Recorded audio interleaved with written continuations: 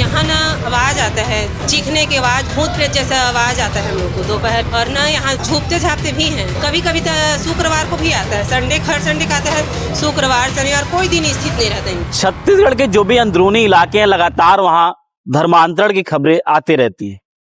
सरकार का यह पहल रहता है भी किसी भी तरीके से करके धर्मांतरण को रोका जाए। लेकिन ईसाई मशीनरियों की जो जड़ें हैं इतनी मजबूत हो चुकी हैं कि बेहद ही अंदरूनी, जहां हम आप जाने से पहले भी सोचेंगे, वहां भी ईसाई जो मशीनरी है वो पूरी तरीके से काबिज हो चुकी है और किस हिसाब से लोगों का ब्रेन वॉश कर रही है, भोली भाली जनता का ब्रेन वॉश कर रही है, वो एक बड़ा सवाल है। और महज कुछ मीटिंग के बाद जो सनातन के प्रवर्तक हैं, जो सनातन के प्रेमी हैं, जो सनातन को मानने वाले हैं, वो ईसाई धर्म को अपना ले रहे हैं।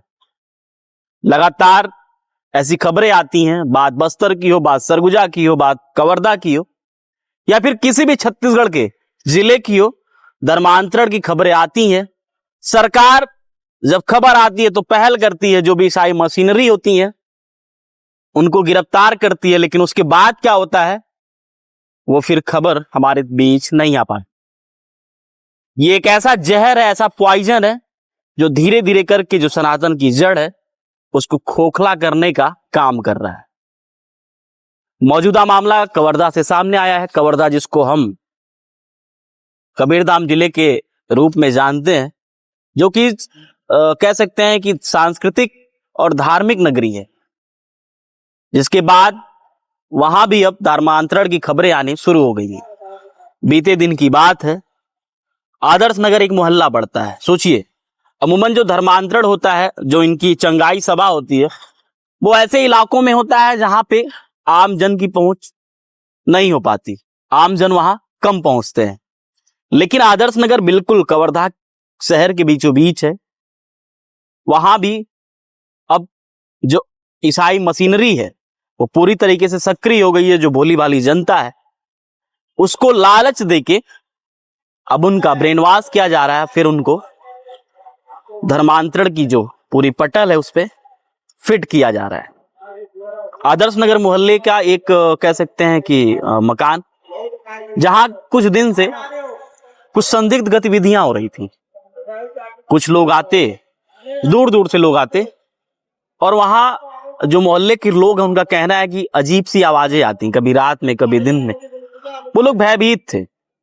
जिसके बाद इसकी घटना की जानकारी बजरंग दल विश्व हिंदू परिषद को दिया जाता है और लगातार ये घटनाएं सामने आ रही थी।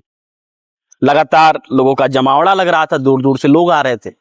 जिसके बाद रविवार को भी ऐसे ही अमूमन क्या होता है कि जो इनका अपना मानना है, जो कह सकते हैं कि ईसाई धर्म है, वो रविवार को बकायदा चर्च में जाके जो भी इनका प्रेयर होता है वो करते हैं।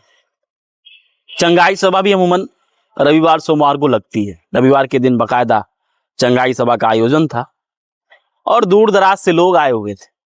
वो लोग दूर दराज से थे या नजदीक के, अभी इसकी पुष्टि नहीं हुई है, क्योंकि जब बजरंग दल और विश्व हिंदू परिषद पहुंचता है तो तत्काल मीडिया पे ही पहुंचती है।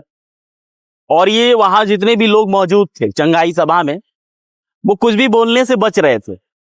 जिसके बाद तत्काल जब मीडिया का कैमरा खुलता है तो वो तितर बितर होकर भगना शुरू कर देते हैं।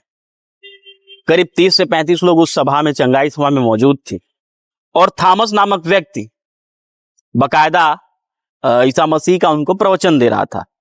जिसके बाद लोगों ने विरोध किया, पुलिस को बुलाया, मीडिया पहुंची। जिसके बाद पुलिस की हस्तक्षेप, दखलंदाजी के बाद थॉमस को पुलिस लेकर गई और जो क्या कुछ कहा वो भी आप आगे सुनिएगा। लेकिन कहीं ना कहीं जो धर्मांतरण है उसके पीछे सरकार भी जिम्मेदार है।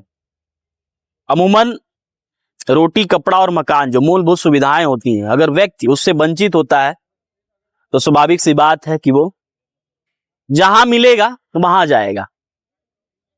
धर्मांतरण की जो मुख्य वजह है वो ये भी है, ईसाई मशीनरी पूरी पकी हुई है, उनके पास विदेशों से फंड आ रहे हैं और जो भोली भाली जनता है उसको प्रलोभन कि तुम ईसाई धर्म अपना लो, तुम शादी कर लो, तुमको 2 लाख, 4 लाख, 10 लाख ऐसे मिलेगा भी और हर महीने जो तुम्हारी मूलभूत आवश्यकता है, 1000-2000 का राशन भी मिलेगा, दवा पानी भी मिलेगा। तो जो भोली भाली जनता है वो बिल्कुल उनकी तरफ आकर्षित होती है, चंगाई सभा में 2-4 बार जाती है और फिर उनका इस हिसाब से ब्रेन वॉश किया जाता है, इस हिसाब से उनको समझाया जाता है, बताया जाता है कि एक दिन ऐसा आता है कि जो एक दिन चंगाई सभा में आया था वही 2-4-10 लोगों को लेकर अपने साथ आता है और ईसाई धर्म को अपनाता है। सरकार की नाकामी है, सरकार को बेहतर ढंग से काम करना चाहिए और जो ईसाई मशीनरी है इस पे लगाम तभी लगेगा जब इनका इलाज बेहतर होगा, इनके लिए कानून बनेगा। चूंकि किसी भी धर्म को स्वेच्छा से अपनाना वो व्यक्तिगत आजादी है, लेकिन अगर किसी भी धर्म के व्यक्ति को किसी अन्य धर्म में उसका ब्रेन वॉश करके लेकर जाया जाता है तो कहीं ना कहीं अपराध है और सरकार को इसके खिलाफ सख्त से सख्त कदम उठाना चाहिए। मैं 8 वर्षों से यहाँ निवास करती हूँ।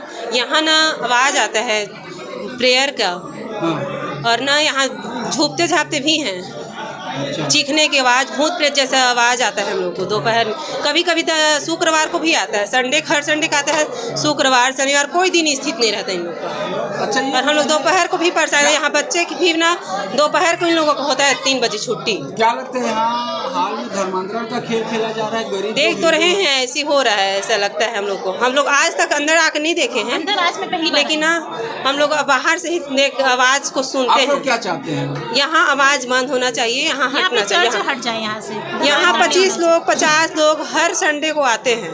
मामला वही है जो सब जानते हैं, जो पूरे देश में चल रहा है, प्रदेश में चल रहा है, कवर्धा में चल रहा है, धर्मांतरण। जिस तरह पूरे ज़िले में, शहर में धर्मांतरण का खेल चल रहा है, उसी कड़ी में आज आदर्श नगर में भी रविवार को यहाँ सभा के माध्यम से लोगों का धर्मांतरण करवाया जा रहा था। इसमें अलग अलग गली मोहल्लों से, बाहर से लोग आए हुए थे।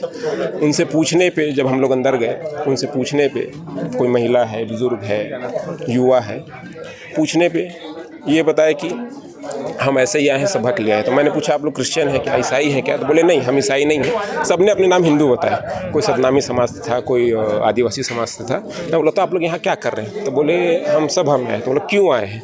तो कोई बोलता है कि हम जादू टोना ठीक करवाने आए हैं, कोई बोलता है कि मैं इलाज के लिए आया हूँ। 2 बच्चे आए हुए थे, वही उसका कहना है कि मुझे कैंसर है, तो कोई कैंसर के इलाज के लिए आया था। तो यही सब चीज़ें यहाँ चल रही थी।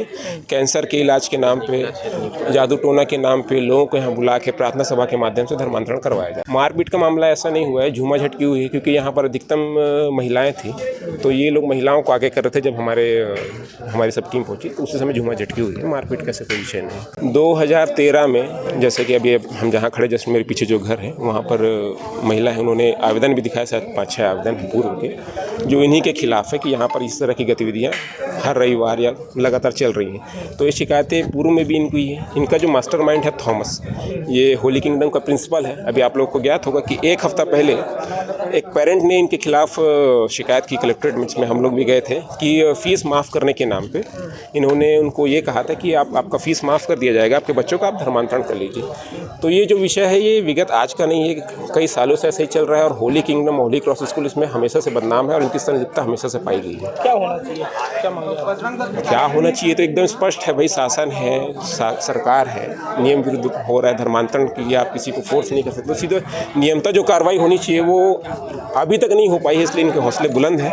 अभी एक विषय बोडला में भी आया था, दलदली का, हमारे राजकुमार यादव भैया है, उन्होंने लिखित में मजिस्ट्रेट को 10 से 15 ऐसी जगह चिन्हांकित करके दी कि यहाँ पर इस तरह की प्रार्थना सभाएं होती है। लेकिन अभी तक प्रशासन की तरफ से कोई ऐसी कार्रवाई नहीं हुई है। प्रशासन से भाई यही अपील है कि अगर आप इन सब चीज़ों को प्रशासनिक स्तर पर नहीं रोकेंगे तो मजबूरन हमको, क्योंकि हम हिंदू हैं और हमारे हिंदू धर्म के ऊपर कोई आघात करेगा तो रोकना हमारा पहला कर्तव्य है। हमको इस तरह से आके इसको रोकना पड़ेगा और अपने तरीके से रोकना पड़ेगा। फिर शासन प्रशासन ये ना कहे कि आप लोग कानून हाथ में ले रहे हैं। विश्व हिंदू परिषद और बजरंग दल के कुछ जो कार्यकर्ता हैं उनके द्वारा शिकायत की गई कि आदर्श नगर परिसर में, जो परिसर में हम कहाँ खड़े हैं, यहाँ पे एक सभा आयोजित की जा रही है, आराधना कराई जा रही है और लोगों को गलत तरीके से यहाँ पे धर्मांतरण कराया जा रहा है। उनकी शिकायत पर यहाँ पे पुलिस मौके पे आई और अभी यहाँ पे मौके पे जांच चल रही है कि यहाँ एक्चुअल में क्या हो रहा था। कितने लोग अब 20-25 लोग थे यहाँ पे उपस्थित थे, जो यहाँ आराधना के लिए आए हुए थे।